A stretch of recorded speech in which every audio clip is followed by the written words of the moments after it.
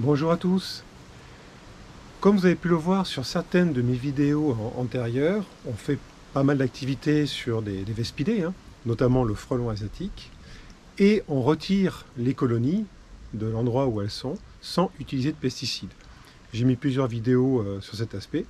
Et là, sur cette vidéo, je vais vous montrer voilà, comment on fait sur un type de nid, un nid que je vous ai montré dans une vidéo juste avant celle-ci, où je vous parlais de la fusion de colonies.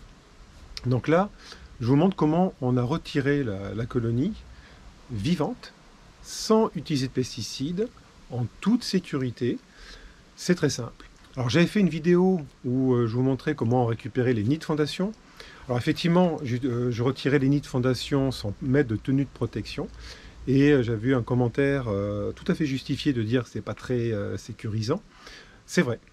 Alors, que moi je fasse des bêtises, bon, ça n'engage que ma propre responsabilité, mais encore je sais ce que je faisais quand je le fais. Ce que je vous déconseille de faire, c'est de faire ce que l'on fait. Alors, il y a toujours la phrase, c'est des professionnels, gna gna gna gna gna. Bon, ok. Il vaut mieux utiliser des vêtements de protection, même pour un nid de fondation. Là, sur ce nid-là, je vais vous montrer, on avait des combinaisons anti-frelons, bien évidemment, et on a retiré la colonie sans pesticides, de manière très rapide, efficace.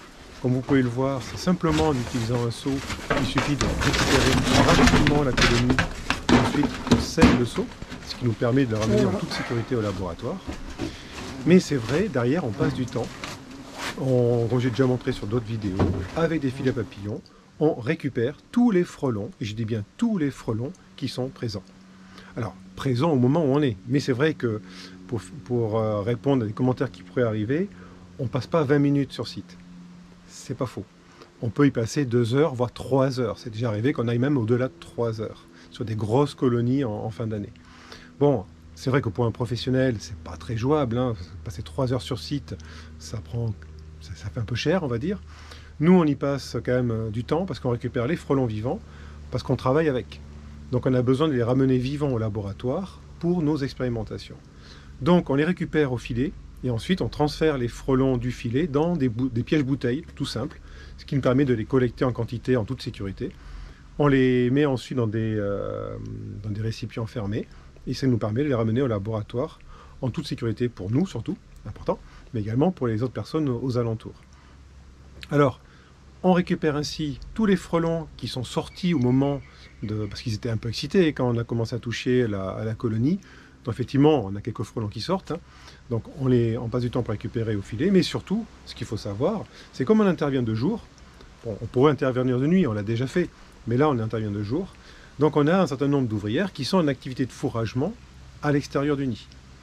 Donc on est obligé d'attendre. Alors, l'expérience montre qu'au-delà de 2 heures, il y a très très peu de frelons. Je ne vous cache pas.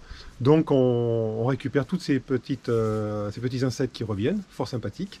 Alors, ils ne sont pas très agressifs, vu qu'il n'y a plus la colonie, il n'y a plus leur sœur qui était en état d'excitation au moment de l'intervention. Donc ça va relativement vite.